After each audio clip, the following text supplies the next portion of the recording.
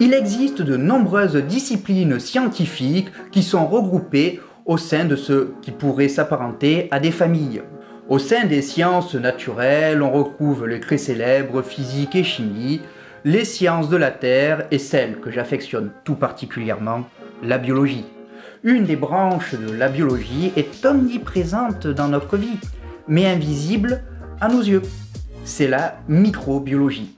Bienvenue au Bureau des sciences et voyons ensemble qu'est-ce que la microbiologie. C'est tout d'abord une discipline scientifique faisant partie de la biologie, dont l'histoire débute dès l'Antiquité.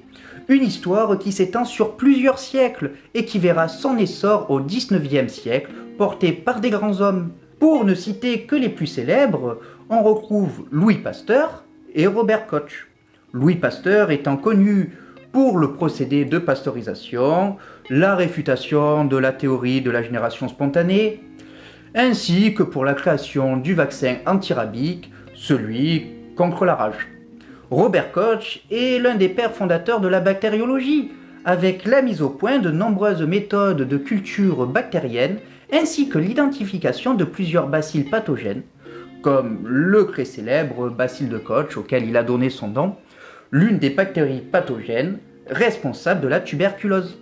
Il a également donné son nom au postulat de Koch, qui permet d'identifier le micro-organisme responsable d'une maladie, et si cette maladie est due à un micro-organisme, même si ce postulat était issu des travaux de son professeur Jacob Henle.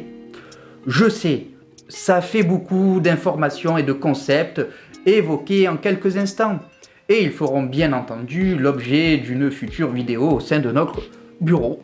La microbiologie se concentre sur l'étude des êtres vivants qui ont une taille de l'ordre du micromètre, soit 1/1000 de mètre, tels que les bactéries observées pour la première fois en 1677 par le microscopiste hollandais Antoine van Leeuwenhoek, un truc dans le genre. Les micro-organismes comprennent des organismes de chacun des 3 règnes du vivant, qui peuvent être unicellulaires ou pluricellulaires.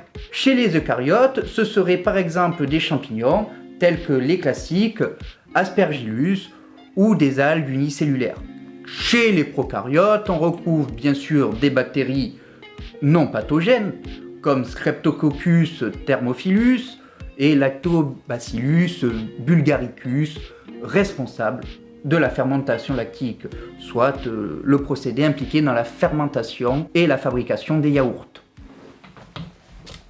Faisons une petite digression, histoire de définir brièvement ce que sont les eucaryotes et les prokaryotes. Ce sont, comme dit précédemment, 2 des règnes du vivant. Là où les cellules des eucaryotes possèdent un noyau, lieu de stockage des chromosomes, compartiment absent chez les prokaryotes, où le chromosome est dit libre dans la cellule. C'est la différence majeure entre ces 2 règnes, même si beaucoup d'autres existent. C'est pourquoi abonnez-vous et activez les notifications afin de ne pas rater la vidéo du match entre ces 2 règnes du vivant. Bon, revenons à nos moutons. Enfin, les archées, qui sont généralement extrémophiles, ce qui signifie qu'ils peuvent vivre dans des environnements extrêmes comme les geysers. En ce qui concerne les virus, la discipline qui leur est rattachée est la virologie. Ils forment un groupe à part dont le fait qu'ils soient vivants ou non fait toujours débat au sein de la communauté. Toutefois, ce sont les entités biologiques avec la plus grande diversité et dont on en sait le moins. L'ensemble de ces micro-organismes est examiné sous toutes les coutures par les scientifiques appelés microbiologistes, dont la recherche sur ces derniers est leur spécialité. Ces études ont pour objectif d'apporter du savoir sur comment ces organismes fonctionnent, comment ils interagissent entre eux ou avec leurs hôtes, ainsi que comment ils interagissent avec leur milieu et le colonisent, mais aussi le but étant de comprendre comment ils ont évolué. Cela fait appel à de nombreuses compétences en biochimie, biologie moléculaire, génétique ou encore biologie cellulaire pour ne citer que ces quelques exemples. Mais également à d'autres branches des sciences, telles que la physique et la chimie, qui sont tout autant importantes, parce que ces êtres qui sont vivants sont des systèmes complexes dont la compréhension nécessite l'apport de chacune des disciplines scientifiques disponibles. Tout cela permet d'engranger, des connaissances qui pourront servir dans une multitude de domaines de la vie quotidienne, allant de l'agroalimentaire à la pétrochimie.